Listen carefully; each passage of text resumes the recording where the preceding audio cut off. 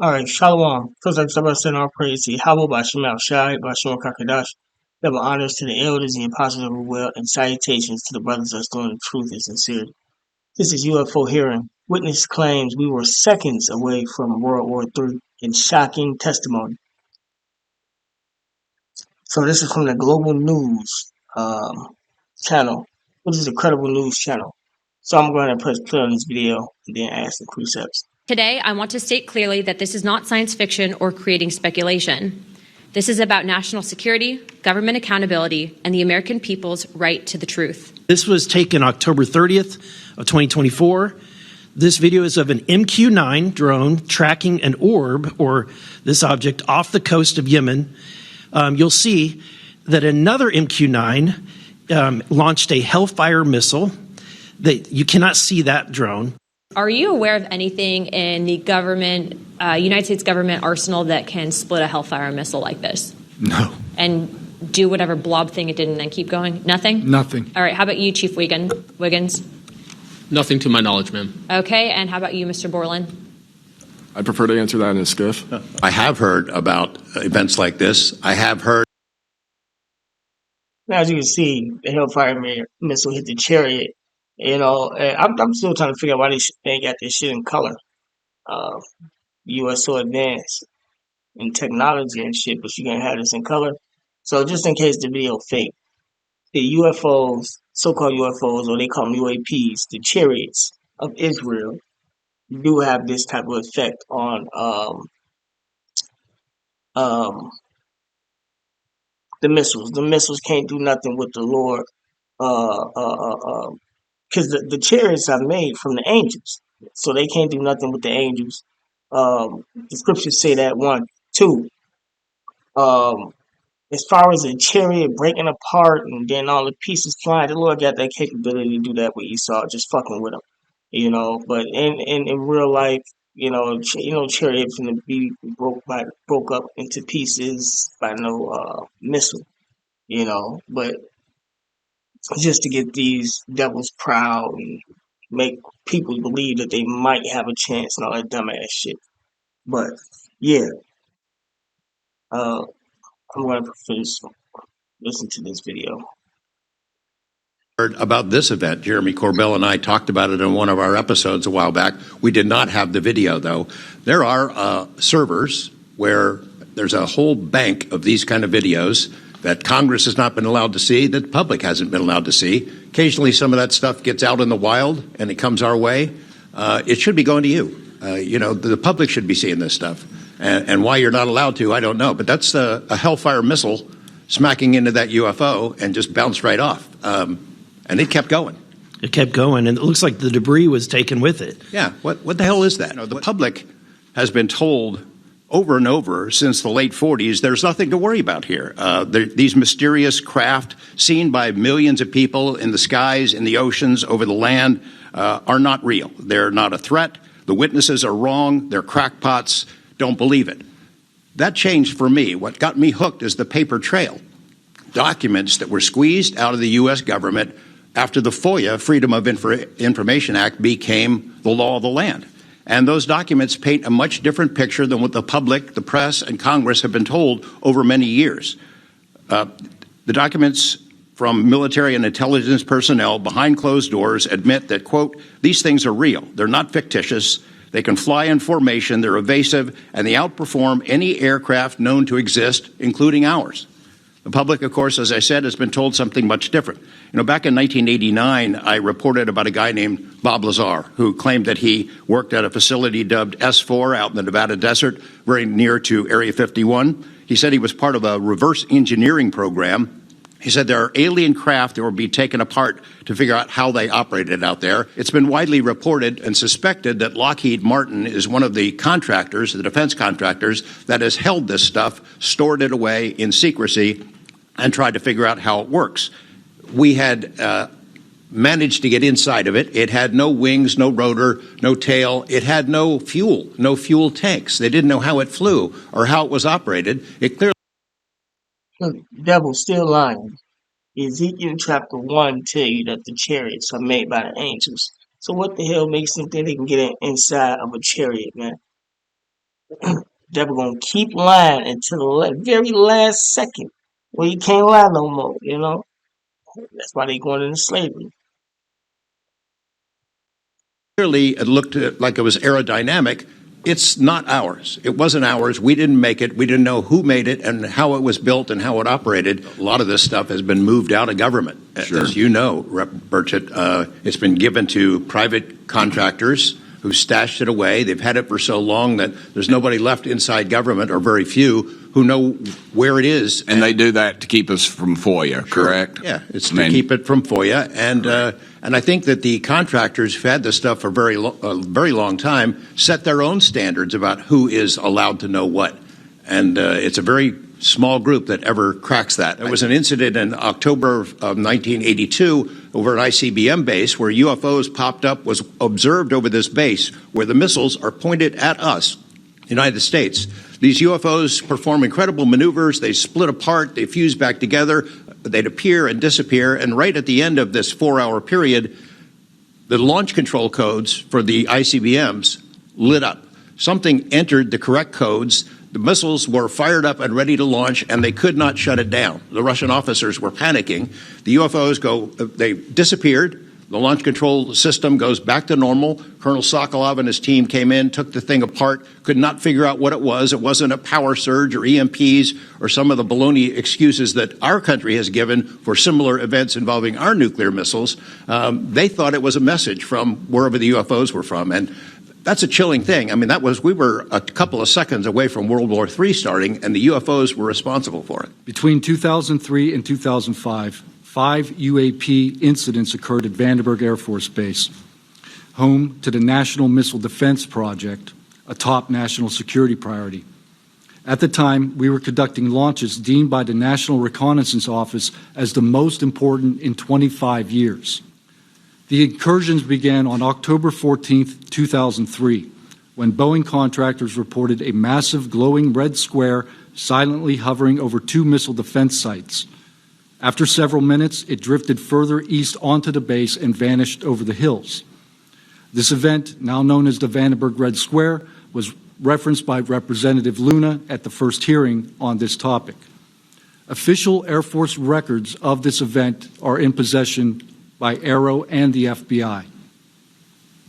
Later that night, while I was on duty, security guards at a critical launch site reported a bright, fast-moving object over the ocean. I responded to the incident. Chaos ensued over the radio as the object approached rapidly. I heard my friends screaming, "It's coming right at us, it's coming right for us, and now it's right here." Moments later, I heard them say that it had shot off and was gone. When I arrived on scene, I talked to 5 shaken witnesses who described a massive triangular craft larger than a football field that hovered silently for about 45 seconds over their entry control point before shooting away at impossible speed. The witnesses to this event were threatened and intimidated afterward. On the base, I lived in the barracks. Right, and that's possible too. I forget what that precept at, but the chariots can shapeshift. So I'm gonna start with this precept. This is Job. Hold on, give me a second.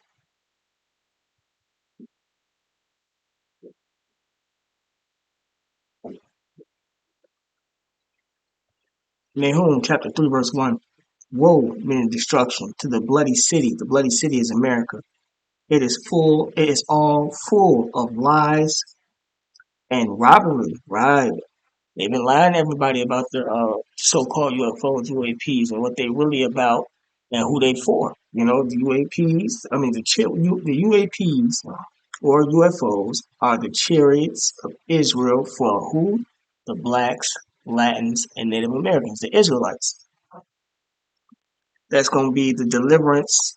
They're going to deliver the elect, the chosen of the nation of Israel. They're going to come back and with the Lord, with Yahushua, whom the world ignorantly calls Jesus Christ, to subdue the world and subdue these nations and put them back in captivity and give the rulership back to who? The blacks, Latins, and Native Americans, the Israelites, according to the Bible. It says, it is all full of lies and robbery, right? The Edomites that came over here stole America. Prey departed not. The Israelites are depraved. We're still over here in captivity. This is Job chapter 13, verse 4. It says, but ye are forgers of lies. Let's look at this word forger real fast. A person who produces fraudulent copies or imitation. Right, Esau forged these lies from Hollywood, uh, books, documentaries, etc. Given, at one point in time, just a few years ago, people didn't believe that UFOs existed and were real. Now they starting to see it, and and another lie is who they're here for and what they represent. But another lie that people still don't understand yet, but the Lord is giving a lot of people visions, is that what's in them are the angels from the tribe of Judah, um, men of color, not aliens, not demons.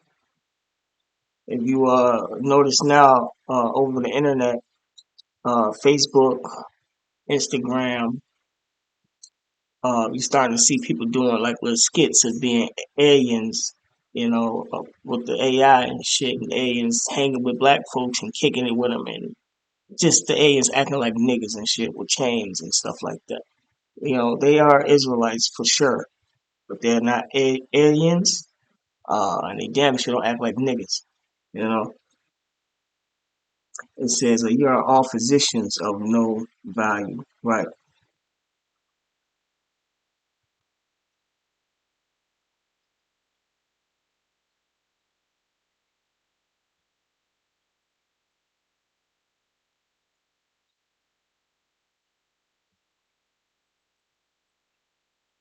This is Psalms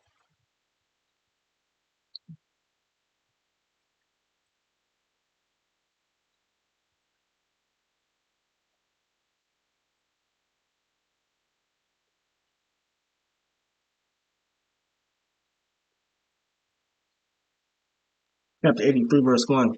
A song of psalms of Asaph. Keep not thou silence, O God, hold not thy peace, and be not still, O God. And that's what's going on right now. The Lord is not holding still. He's not keeping silent. How do you know? By the way of all this death going on, these weather events going on. That's the Lord up being active and speaking. For lo, thine enemies make a tumult. Who is the Lord's enemies? All the nations outside of the nation of Israel. And they that hate thee have lifted up their head, right? The elites. They know who the Lord is, what the Lord represents, who the Lord people is. They have all come together with a loud noise, basically. Verse 3, they have taken crafty counsel against thy people and consulted against thy hidden ones, the Israelites. They have said, come and let us cut them off from being a nation, that the name of Israel may be no more in remembrance.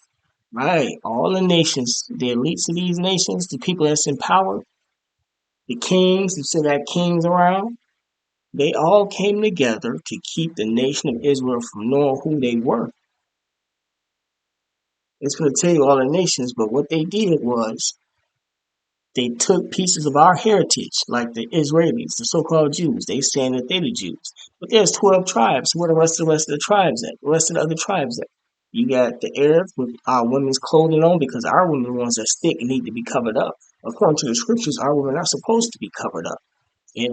So all the nations came and took pieces of our heritage and said that we were who? African American. They put their names on us. He gave out all these lies about who we are. We couldn't read and things like that. So that's what it says. They came together and consulted against our hidden ones. That was the crafty council. The British Mandate of Palestine, 1948. But it says, verse 6, the tabernacles of Edom, the white man, he's at the top because he was Jacob's brother He's the number one person, because that's what the story is about. He's the one that's in leadership now. The Lord gave the world to him through the sword. He's all the way at the top, the worst of the heathen. The tabernacles of Edom and the Ishmaelites, which are the Arabs, of Moab, the Chinese, of the Hagarenes, those are the Africans, because we are not Africans. Gabal, Africans, and Ammon is the Japanese, and Amalek, the so-called Jews, the Zionists, the Israelis, still Edomites, still so-called white people. The Philistines, which is more Africans, with the inhabitants of Tyre, more Africans.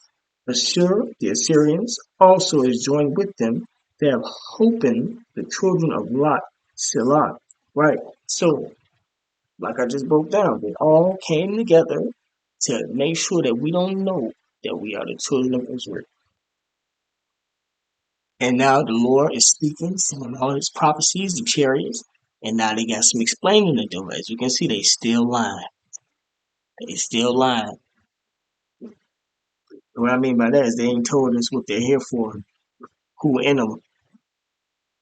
And this video might even be a lie because the Lord is the creator of this world, all the worlds, all the planets, etc. That white man can't do nothing with the Lord on no level. And I'm gonna get that precept. But the Lord don't mind.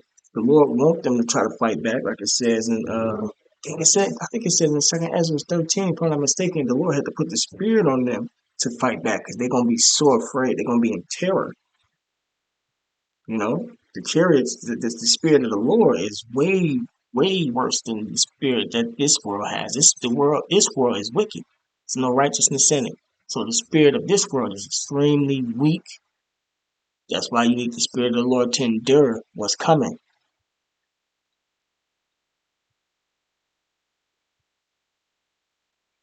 It's Isaiah chapter 31.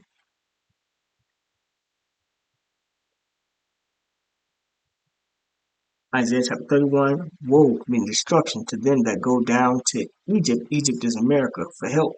That's for our people that's trusting in America. And stay on horses and trust in chariots because they are many, right? Our people trust in Esau's military might. That's all it is. And in horsemen because they are very strong. Remember, the U.S. supposedly supposed to have the strongest military around the world? But they look not unto the Holy One of Israel, neither seek the Lord Yahweh. Right, so our people not seeking the Lord. They're not looking to the Lord for strength. They're not opening up the scriptures, trying to get edified, build their spirit up for the coming day. Yet he also is wise and will bring evil. The Lord will bring evil and will not call back his word, but will arise against the house of the evildoers, America, and against them and against the help of them that work iniquity. Now the Egyptians are men and not God, right? And their horses flesh and not spirit. That's what I'm getting at. Esau military, they are men, they are not God. They are flesh, but not spirit. You know damn well you can't fight with a spirit. Just to put it in a smaller context, you can't fight a spirit. You don't have that capability unless the Lord give you that capability.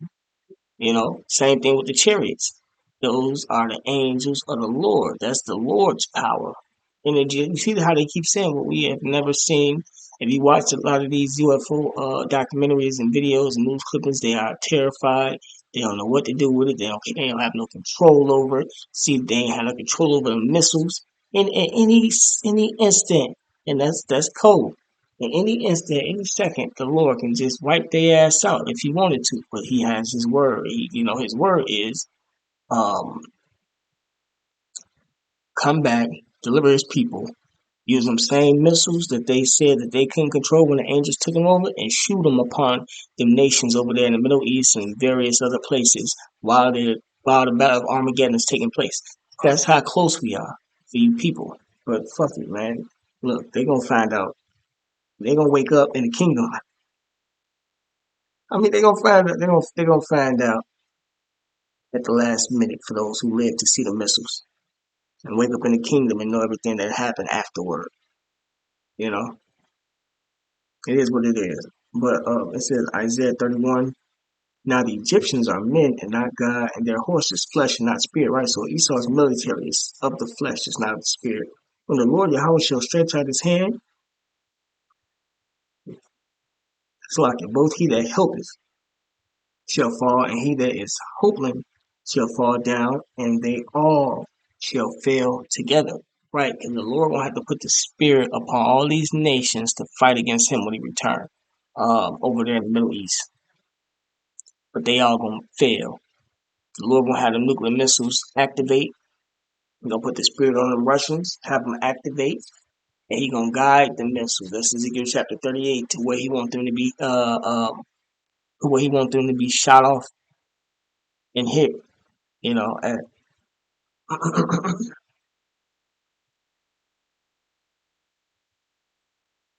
yeah, so we'll watch the rest of this news, but keep up to date with what's going on. Keep your eyes on Yemen, as well as other places. There's a lot going on that they want to put in the media. Remember, the scriptures say the end is nearer than when we believe. See, this battle of Armageddon, it gets hot, then it cools down, then it gets hotter, and then it cools down. And now they got these a lot more video clippings coming out with the so-called chariots. It's a lot going on that you can't keep up with, that brothers can't keep up with. But we getting closer. That means we're getting closer to brothers getting the spiritual power. That means we're getting closer to the MOTB being pushed out. Esau coming in like a flood. We getting closer and closer, man. Yeah, so just keep watch. With that being said, call law Yahweh by Shemal Shai, by Shemal Kakadash, double honors to the elders and the apostles of the well. And salutations to the brothers that stand in truth and sincerity. Shalom.